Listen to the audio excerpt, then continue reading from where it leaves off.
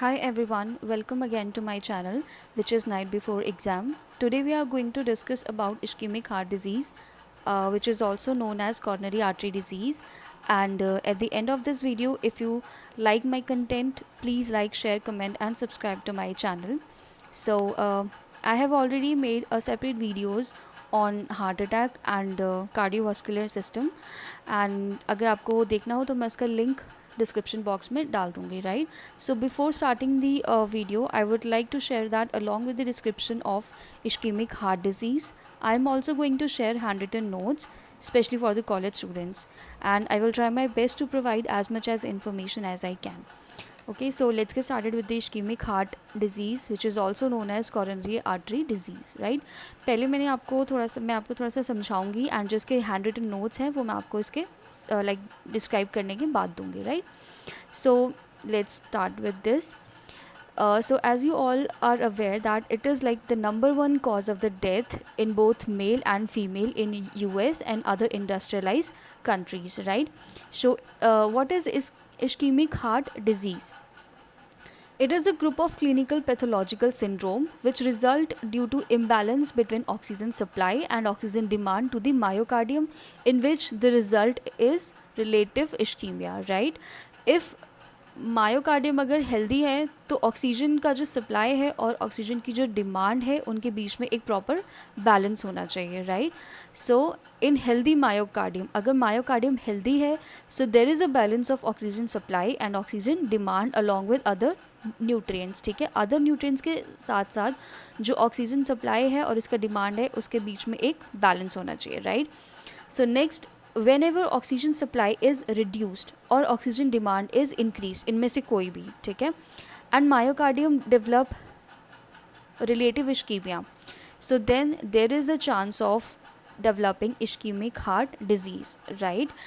like अगर oxygen supply जो है वो कम होती है और ऑक्सीजन डिमांड जो है वो बढ़ती है, then there is a chance of developing ischemic heart disease, right. So next, first of all just try to understand these two terms which is known like ischemia and isolated hypoxia, ठीक है. First ischemia समझेंगे हम. ये मैंने left side of the heart जो है वो draw किया है. This is atria, ventricle, mitral valve, आउटिक valve and this is outta, right. ये कॉरोनरी आर्टरी है which supply the blood, right.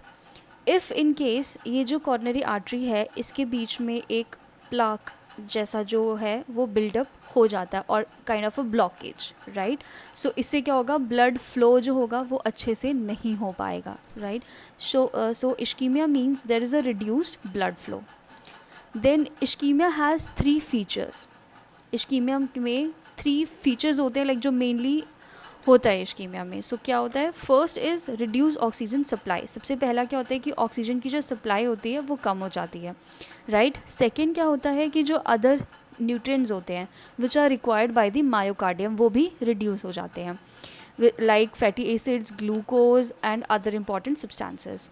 And the third one is very important which is जो metabolic waste होता है उसका wash out जो होता है वो भी कम हो जाता है, ठीक है. So there is a reduced wash out of metabolic waste. Then what is simple or isolated hypoxemia, right. इसमें क्या होता है, देखो जो फर्स्ट इश्कीमिया था इसमें क्या होता है, जो तीनों चीज़ें यानी कि ऑक्सीजन की जो सप्लाई होती है एंड अदर न्यूट्रिएंट्स की जो सप्लाई होती है which are required by the myocardium and जो मेटाबॉलिक वेस्ट का वॉश आउट होता है, ये तीनों ही कम हो जाते हैं. बट आइसोलेटेड हाइपोक्सीमा में क्या होता है कि ओनली जो ऑक्सीजन की जो सप्लाई होती है वही कम होती है, राइट. अदर न्यूट्रिएंट जो होते हैं which are required by the myocardium उनकी प्रॉपर सप्लाई होती है एंड जो मेटाबॉलिक वेस्ट होता है वो भी अच्छे से वॉश आउट होता है, वो भी प्रॉपर से हो रहा होता है, ठीक है. So this is a very important difference between ischaemia and isolated hypoxaemia, right. So next we are going to so next, conditions in which the oxygen supply is low. ऐसी कौन कौन सी कंडीशंस होती हैं जिसमें ऑक्सीजन की जो supply होती है वो कम हो जाती है. So first one is the severe anaemia, ठीक है. इसमें क्या होता है कि मे बी ब्लड फ्लो जो होता है वो तो नॉर्मल तरीके से हो रहा हो, बट जो ऑक्सीजन लाइक जो ब्लड की जो ऑक्सीजन कैरिंग कैपेसिटी होती है वो इसमें कम हो जाती है, right. Second one is the severe pulmonary disease. इसमें क्या होता है कि oxygen carried by the blood, जो ब्लड के थ्रू जो ऑक्सीजन कैरिड होता है वही कम हो जाता है, that is reduced, right.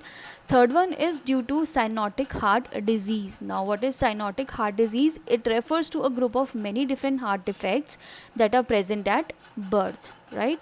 So now, for example, when there are shunting of the blood, shunting means movement of the blood within the heart, and right and left shunt are also there, ठीक है।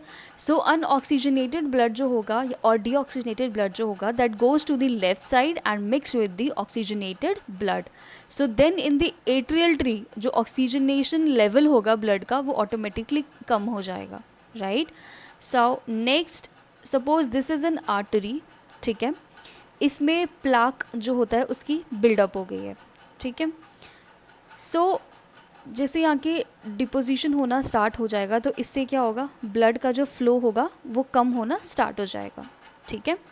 Now if there is a piece of myocardium, if there is some reduce blood flow, it will develop true ischaemia with 3 problem जो मैंने आपको already बताई थी, which is reduced oxygen supply, reduced other nutrients required by the myocardium, and reduced washout of metabolic waste. But if blood flow is going normal but either oxygen carrying capacity is reduced or oxygenation in the blood is reduced, so patient will develop only deficiency of oxygen, right? So next, conditions that leads to the decreased oxygen supply to the myocardium. There is a one very important point which I want to share, that ischemic heart disease, in ischemic heart disease nearly 99% cases जो होते हैं that involve left ventricle, right? क्यों होता है ऐसा? Because the left ventricle has thickness, जो left जो side होता है उसकी थिकनेस होती है that is around 1.5 centimetre, and right जो होता है उसकी थिकनेस होती है around 0.3 to 0.5 centimetre. That means the left ventricle has more need for the oxygen, right? And when left ventricle contracts, it squeeze its own capillaries, मतलब वो इतनी strongly वो squeeze होता है कि वो अपनी ही capillaries को वो इतना स्ट्रांगली कॉन्ट्रैक्ट होता है कि वो अपनी ही कैपिलरीज को स्क्वीज़ करता है, राइट।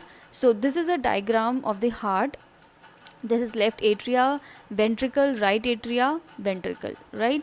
सो लेफ्ट वेंट्रिकल क्या होता है दैट जब वो कॉन्ट्रैक्ट होता है, so left ventricle has to build up a pressure from 0 to 125 mm of mercury, right. और जब राइट वेंट्रिकल कॉन्ट्रैक्ट होता है, so that has to build up a pressure from 0 to 25 mm of mercury, right. As left ventricle is working more hard, it will squeeze its own capillary very strongly, right? So when both ventricle contracts, जो left side का होता है that has to generate high pressure than the right one, so there is a high tension produced in the left ventricle, ठीक है। Then next one is capillaries of left ventricle squeeze more strongly than during systole, no blood flows through the left ventricle, ठीक है। ये एक just एक important point है जो मैंने बीच में डाल दिया है यहाँ पे। सो जो कैपिलरीज ऑफ लेफ्ट वेंट्रिकल होती हैं that squeeze more strongly during systole, इतनी स्ट्रांगली वो स्क्वीज होती हैं कि during the systole means contraction, so during the contraction और during the systole no blood flows through the left ventricle. Contraction के time पे लेफ्ट वेंट्रिकल में कोई भी ब्लड फ्लो नहीं, बिल्कुल भी ब्लड फ्लो नहीं होता, right. And when it is producing such high tension to its wall, even though providing the blood to all body, it strangulate its own blood supply and make it very very vulnerable to ischemia, ठीक है।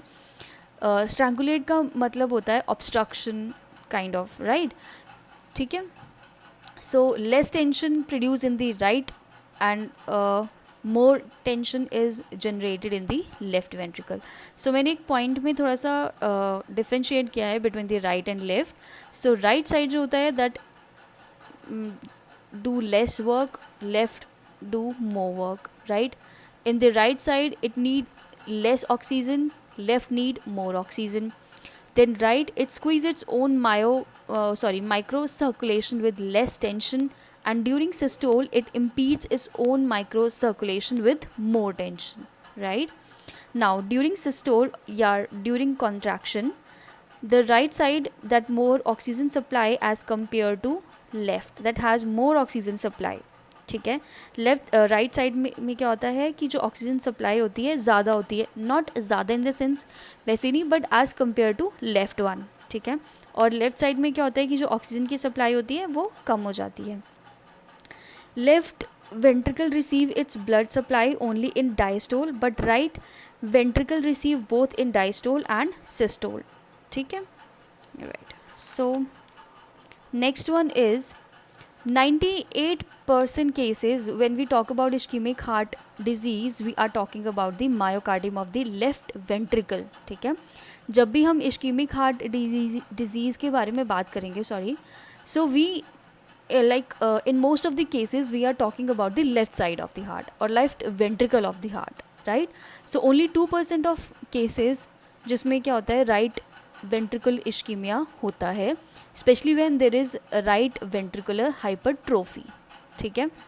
oops sorry then ischemia in right ventricle usually occurs, ischemia जो है वो right ventricle में कब होता है, when there is a right ventricle is hypertrophic होता है, and second is when blood flow through the right coronary arteries reduce because the right coronary artery supplies the right ventricle, ठीक है।